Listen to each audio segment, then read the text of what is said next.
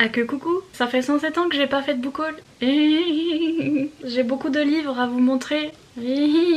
Donc prenez un thé, un café, un chocolat chaud, un thé glacé, un verre de sirop ou un verre d'eau.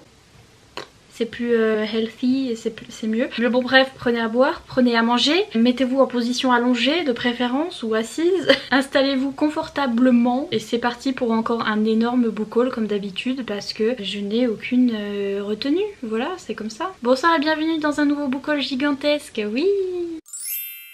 Bon c'est parti, on va pas tourner autour du pot 50 ans là. Oh, on est qui là? Oh. Quand je fais ça, il y a que ma graisse qui pend. Y'a rien là. Peut-être que c'est un muscle ça, peut-être que vous savez pas, mais oui ça a l'air de pendouiller vraiment dangereusement, mais c'est peut-être un muscle, c'est le muscle de portage de livres, vous savez même pas, voilà. Bon bref. C'est parti pour porter des livres, alors on va commencer par le plus gros pendant que j'ai de l'énergie. Voilà, The Pépère. Je l'ai sur mon bureau là, donc je vous le montre pendant qu'il est là. Oui, j'ai commandé Crescent City de Sarah J. Maas chez De Saxus qui s'appelle en fait Maison de la Terre et du Sang. Et oui, je vais le recevoir en service presse, mais figurez-vous que je l'ai toujours pas reçu. Donc si ça se trouve, j'ai bien fait de le commander. Enfin bref, je l'ai commandé en hardback parce que le hardback est magnifique et j'ai pas pu m'en empêcher en fait. Pardon. Il est trop beau donc c'était obligé, voilà c'est tout, c'est comme ça. Mais regardez comme il est beau. En plus sur leur Instagram ils m'ont stressé parce qu'ils ont dit oui c'est impression limitée, je sais plus quoi, après vous pourrez plus l'avoir et j'ai eu peur que ce truc là, si jamais je le commandais pas maintenant, j'ai eu peur que je l'aurais plus jamais. Vous voyez ce que je veux dire? Et bref, c'est le dernier livre de Sarah J. Maas, c'est de l'urban fantasy, donc c'est plus du adulte et ça change un petit peu de sa saga Akotar ou de Keleana, c'est plus young adulte, Akotar c'est déjà adulte et ici c'est encore plus adulte, c'est de l'urban fantasy donc ça se passe dans notre monde mais il y a quelque chose de fantasy fantastique et il me semble qu'on suit une jeune femme qui s'appelle Bryce qui a perdu sa meilleure amie et elle va mener une enquête justement sur la mort de sa copine. En fait il y a un ange qui va débarquer de je sais pas où pour l'aider pour son enquête. Et il me semble que Bryce elle est elle-même une fée ou un truc comme ça. Il me semble qu'elle a des oreilles pointues ou il y a un truc y a un truc un peu bizarre chez elle. Donc j'ai reçu La Cité de Laiton de S.A. Chakraborty. Je le dis en anglais parce que je sais pas, Chakraborty. Bah si c'est dur, c'est pas facile à... c'est facile à dire en français mais regardez, beauté. Pareil le hardback est magnifique mais je me retiens en fait à chaque fois d'acheter le hardback parce que j'ai quand même le paperback en service presse donc oui madame. C'est une fantaisie du Moyen-Orient, enfin qui se passe au Moyen-Orient. C'est ça, à chaque fois je me trompe parce que les anglais ils disent Middle Eastern et Eastern et Orient, je confonds. Enfin bref, c'est oui, ça se passe au Caire. C'est une fantaisie avec des djinns, donc des esprits du désert, vous voyez ce que je veux dire. Et j'ai trop hâte, ça a l'air trop bien, fantaisie orientale. Et je suis trop contente qu'il l'ait traduit parce que c'est encore un de ces livres qu'on attendait depuis 107 ans, que vous voyez toutes les américaines. C'est City of Brass en anglais et j'étais en mode ah mais je le veux en français, il est là. Thank you de Saxus, that's it. Et j'ai aussi reçu Les Saisons de la Tempête que je suis en train de lire parce que c'est, regardez dans ma belle pochette, c'est une pochette à livre qui vient de Book Ozzy, je vous mets le petit nom, et qui est rembourré XXL et qui est magnifique et je l'adore. C'est un truc, c'est de la fantasy sur fantasy young adulte sur les saisons, vous l'aurez deviné, oui magnifique. Et en fait les saisons sont incarnées par des jeunes gens et le but de ces jeunes est de s'entretuer, c'est à dire que l'hiver doit tuer le printemps doit tuer l'été et l'été doit tuer l'automne je crois et ça continue encore et encore, c'est que le début, d'accord. Sauf que notre garçon qui est l'hiver, il va tomber amoureux du printemps, donc qui s'appelle Fleur et ça va partir en cacahuète. J'ai reçu ce livre de la part d'une toute petite maison d'édition, en fait je l'ai découvert sur les sorties du mois, sur Booknode. Donc si vous allez sur le site Booknode, vous voyez les sorties du mois, il y a les couvertures en fait. Et j'ai vu cette couverture, ça m'a trop intriguée et ça m'a fait découvrir cette petite maison d'édition, donc c'est ce livre là. Ça s'appelle 36 jours après le déluge de Cassie Renard et c'est aux éditions Jet d'encre. Et regardez-moi cette couverture, c'est trop beau. Et donc j'ai vu la couverture, je me suis dit c'est magnifique. Alors c'est un contemporain, c'est un petit peu l'histoire d'une maman donc qui a 2 enfants et qui a un boulot mais qui est un peu surchargée et elle va apprendre petit à petit à s'occuper d'elle-même. Il me semble qu'il y a son compagnon qui veut la quitter et donc ça va être un grand changement pour elle, etc. Et bref, elle va un petit peu changer de vie et apprendre à s'occuper d'elle. C'est pas vraiment mon style de lecture mais je suis contente que cette couverture magnifique m'ait fait découvrir cette maison d'édition et ce livre et du coup je suis contente de pouvoir vous le montrer pour que si jamais vous l'avez jamais vu, Voilà, et si jamais ce genre d'histoire vous intéresse. Ensuite, j'ai reçu le tome 2 de Merciful Crows de Margaret Owens chez Pikaji. J'avais lu le début du tome 1 et je sais plus pourquoi je m'étais arrêtée, un truc hyper random, je sais pas, alors que j'adorais l'histoire. C'est une fantasy young adulte avec des oiseaux, donc si vous avez un peu peur des oiseaux, mais je pense que ça parle pas vraiment d'oiseaux, c'est juste que les gens sont nommés à partir de certains oiseaux en fait. Il y a des castes, enfin il y a des catégories de personnes et les gens qui sont les plus pauvres, qui sont les paysans, etc. Ils s'appellent les moineaux, un truc comme ça, les mouettes, quelque chose comme ça. Et ceux qui sont hyper haut placés, c'est les aigles et les je ne sais plus quoi. Enfin bref, des oiseaux un peu... Vous voyez, un peu fancy. Et puis on a la caste des corbeaux qui sont en fait les gens qui vont récupérer les corps des gens qui sont morts de la peste. Parce qu'en fait les corbeaux sont des gens qui sont immunisés contre la peste. Et donc on est dans un monde de fantasy médiévale, donc il y a la peste, etc. Et les corbeaux sont immunisés, donc c'est eux qui vont récupérer les corps et qui s'occupent de tout ça, vu qu'ils n'ont pas de risque. On a notre jeune fille qui s'appelle Fille, qui fait partie de la caste des corbeaux. Un jour elle va devoir aller chercher des corps au palais. Ce serait apparemment le prince qui serait mort de la peste, sauf que quand elle va repartir avec le corps, le petit prince il va se relever au milieu du voyage en mode je suis pas mort. Il a besoin de sortir du château parce qu'il y a des complots contre lui, il y a des gens qui veulent l'assassiner et donc du coup il va partir dans une aventure avec Fille qui fait partie des corbeaux pour échapper à son assassinat, etc. Trop hâte de la romance Tessie, je suis sûre qu'il y a de la romance. Donc il y a aussi un personnage non binaire, il y avait une petite note juste en bas, il y avait écrit que ce personnage était non binaire, c'est pour ça qu'à chaque fois qu'on parlait de ce personnage on disait IL. J'ai trop kiffé voir ça. J'ai aussi reçu, ça c'était une surprise, je m'attendais pas, mais de la part de la maison d'édition Monsieur Toussaint Louverture. Oui madame. J'ai reçu ce magnifique livre, donc les souvenirs de Marnie de Joanne J. Robinson. N'est-il pas magnifique? Feu d'artifice. Il est trop beau, c'est un hardback. Je vous fais le toc toc. Un classique british qui a été adapté en film Ghibli. Ça je savais pas parce que j'ai pas vu les films Ghibli. Et donc voilà, c'est le classique anglais et il est magnifique. On m'a contacté par email pour recevoir un service presse de ce livre que je ne connaissais pas du tout. Donc c'est Le Prince Scorpion de Audrey Grill.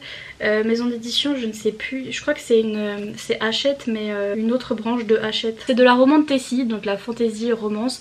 On est dans un monde où il y a un prince, enfin il y a une royauté, etc. Les gens ont normalement des ailes, sauf que le prince a qu'une seule aile et l'autre elle a jamais poussé, il y a un truc un peu bizarre. Et donc il est assez rejeté par rapport à ça, mais sauf qu'il va rencontrer une jeune fille et sa vie va changer. C'est tout ce que je sais.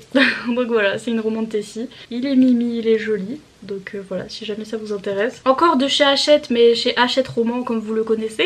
J'ai reçu ce magnifique livre, il est trop beau, La passeuse de mots de Alric et Jennifer Twice, donc qui sont un duo d'auteuristes, donc c'est une autrice et un auteur. C'est de parler de la romance Tessie, faire de la fantasy young adulte dans un monde où je crois que les livres sont interdits, un truc comme ça. Les mots ont un pouvoir, quand on les prononce ça provoque des choses et il n'y a pas de retour en arrière possible. On est avec une jeune fille qui s'appelle Aria et qui est fan de livres et qui va se retrouver à être la clé pour délivrer son royaume, etc. Il va y avoir une petite romance et j'ai trop hâte. Il est trop beau. J'ai reçu ici, on a les épreuves non corrigées, mais je l'ai aussi reçu en version... corrigé en version définitive. C'est le nouveau livre de Karen Ponte, donc c'est La lumière était si parfaite et j'ai donné la version normale à ma maman parce que je pense que c'est son style de livre. On est sur du contemporain, pareil, un petit peu women's fiction, c'est-à-dire qu'on a une jeune femme, sa maman va décéder d'un infarctus, elle va devoir donc vider la maison de sa maman pour pouvoir la vendre, quelque chose comme ça, sauf qu'elle va découvrir une photo qu'elle avait jamais vue de sa maman avec quelqu'un, je crois, et donc ça va changer sa vie, elle va découvrir voilà, des secrets sur sa famille, etc. J'ai reçu de la part de la maison d'édition Sonatine La mer sans étoiles de Erin Morgenstern. Celui-là je l'avais vu en anglais, il s'appelle The Starless Sea, un joli hardback et tout, ça n'a rien à voir cette couverture mais j'aime bien quand même, c'est un petit peu shiny. Bonsoir. C'est pareil, c'est de la fantasy, assez lyrique, assez onirique, un petit peu à la Laini Taylor si jamais vous connaissez Le Faiseur de rêves, etc. C'est un peu Erin Morgenstern, elle a un peu aussi une plume assez poétique. Elle a aussi écrit Le Cirque des rêves si jamais vous connaissez. Ici on est avec un jeune homme, je crois qui fait des études sur des études un peu livresques sur les livres et tout, qui est dans une bibliothèque. Il va découvrir un livre en fait qui raconte son histoire à lui, donc il va être là quoi. Ce livre c'est un livre dans un livre, donc on aura un autre livre dans un autre livre, enfin, vous avez compris. On va suivre l'histoire de ce jeune homme Zachary. Il me semble qu'il y a une petite relation MM à l'intérieur, un soupçon un soupçon de romance un tout petit peu et que en plus c'est une romance MM, donc voilà. De la part de PKJ j'ai reçu Assoiffé de Tracy Wolff qui est le nouveau Twilight.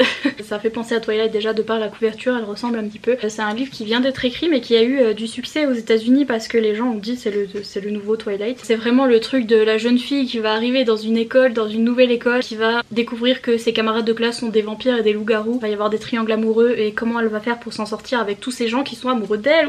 J'ai reçu de la part d'une petite maison d'édition aussi, la maison d'édition Slalom, j'ai reçu Jemima Small de Tamsin Winter. Et ici on parle d'une jeune fille grosse et il me semble que c'est niveau c'est un peu un middle grade, donc un peu collège, elle a 13 ans, ouais c'est ça. Elle subit un petit peu beaucoup, même de la grossophobie et donc on va suivre son parcours contre la grossophobie, enfin comment elle va faire pour s'en sortir vis-à-vis de ça. Il est dispo en français chez Slalom. Un petit cadeau de la part de Eric qui me fait toujours des cadeaux, donc Eric de la chaîne Toshokan TV, parce qu'en fait à chaque fois que je lui dis ça va pas, il m'envoie un cadeau, sauf que ça va jamais vu que je suis dépressive et donc il m'envoie des cadeaux tout le temps.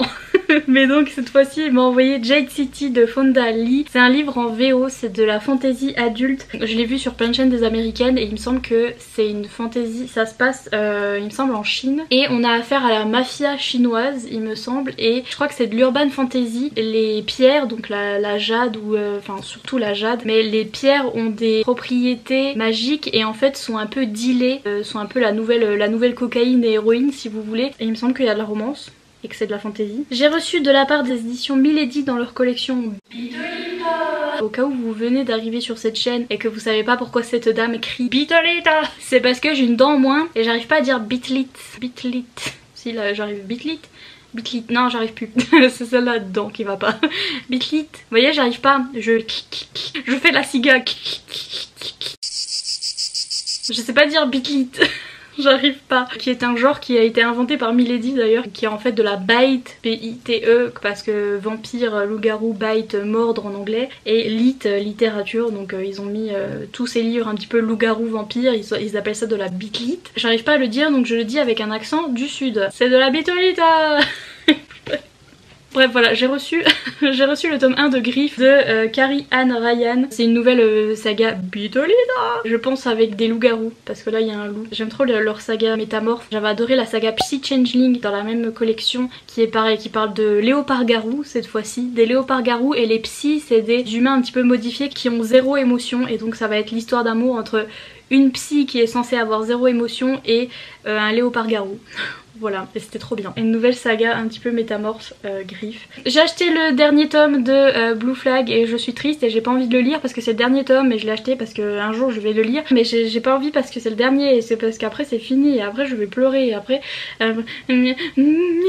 Bref.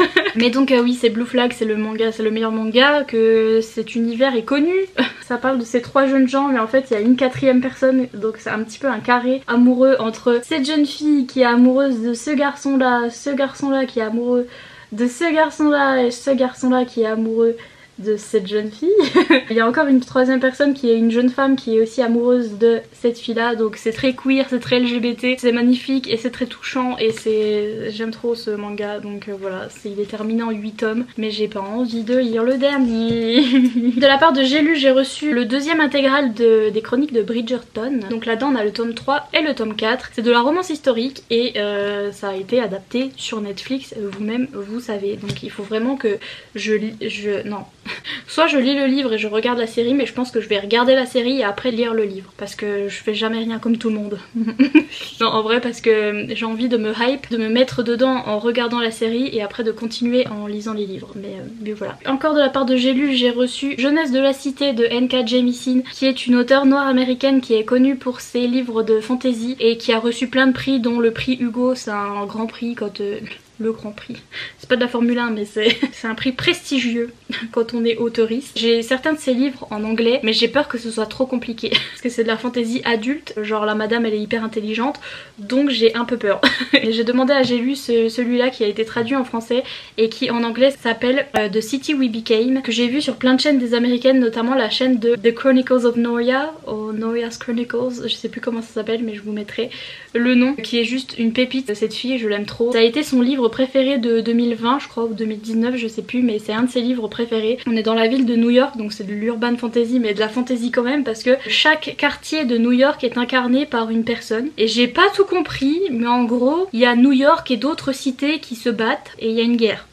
Et c'est très métaphorique et très, vous voyez, gros cerveau tout ça, et je vais avoir du mal, mais je sais pas, ils m'ont trop hypé. Et d'ailleurs il y a plein de gens qui savent pas qu'il a été traduit, hein, The City We Became. À chaque fois les gens le recommandent en anglais, ils sont là, ah, vivement la traduction. Il a été traduit en manga BD graphique, enfin c'est un manga, c'est un grand manga.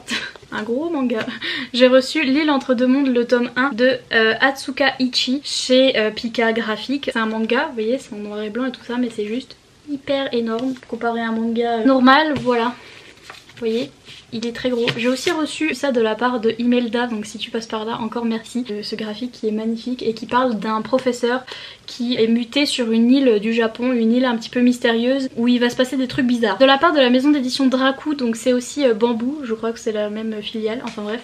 J'ai reçu cette BD qui a l'air trop bien, donc c'est Ella and the Hellboys, tout droit en enfer, de Kit Toussaint et Louisa Russo. La fille a l'air hyper badass. Donc c'est cette jeune femme qui a la couleur de cheveux que je rêvais d'avoir, mais moi c'est jaune.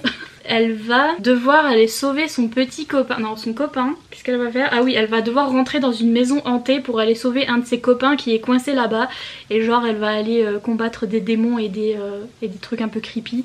C'est vraiment la BD spooky qui va être géniale pour Halloween et que j'ai trop hâte, je suis sûre que je vais la lire pour Halloween. La jeune fille est magnifique, bisexual panic, ce lapin géant est terrifiant.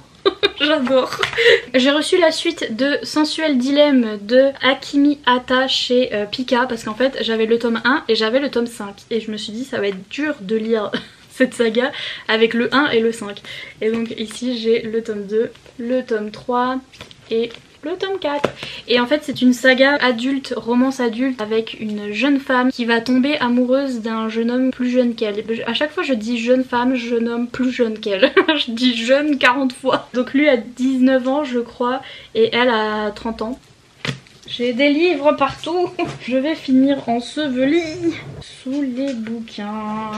Je viens de penser à un truc, c'est-à-dire qu'une fois que j'aurai fait ce book haul, je vais devoir ranger ces livres dans ma bibliothèque. Il n'y a plus de place. Je vais vraiment mourir ensevelie sous des livres. J'ai reçu de la part des éditions J'ai lu ces deux petits livres magnifiques, donc Déraciné et La fileuse d'argent de Naomi Novik, qui sont sortis en poche. Donc Déraciné il est sorti il y a longtemps, il est sorti en 2017 déjà chez J'ai lu, et ils viennent tout juste de sortir La fileuse d'argent. Donc c'est deux livres de la même autrice mais qui n'ont rien à voir, ce sont des stand-alone. Et donc c'est de la fantasy adulte basée sur des mythes russes et donc qui se passe dans la neige etc. Ambiance winter cocooning, j'adore Dior. Ambiance conte aussi parce que là il me semble que c'est un retelling de Rumpelstiltskin. J'arriverai jamais à le dire. Rumpelstiltskin. Pourquoi je sais le dire en anglais Rumpelstiltskin, mais en français Rumpelstiltskin. You know le mec dans Once Upon a Time avec ses fils d'or et etc. Ouais, la fileuse d'argent c'est ça. De la fantasy polaire. De la part de PKJ, j'ai reçu ce nouveau livre, cette nouvelle roman de Tessie pirate, donc La carte des confins de Marie Repelin, qui est en fait une bookstagrammeuse, c'est la bookstagrammeuse Muffins and Books qui a écrit ce livre sur cette jeune femme qui est une pirate, vous l'aurez compris. Dans ce monde, il existe un monde un petit peu magique dont personne n'est jamais revenu, qui s'appelle les confins, et cette jeune fille va trouver une carte pour pouvoir y aller. Et on a aussi notre protagoniste masculin, donc qui s'appelle Blake et qui est aussi un pirate et qui rêve d'aller aux confins, qui va du coup se rapprocher de la jeune fille parce qu'elle a trouvé la carte etc. Et donc ils vont tous deux aller dans ces confins. Ils vont devoir collaborer même si peut-être ils peuvent pas se saquer. J'ai trop envie que ce soit un Enemies to Lovers, donc du coup c'est pour ça que je dis ça. Mais je sais pas du tout si c'est vrai ou pas.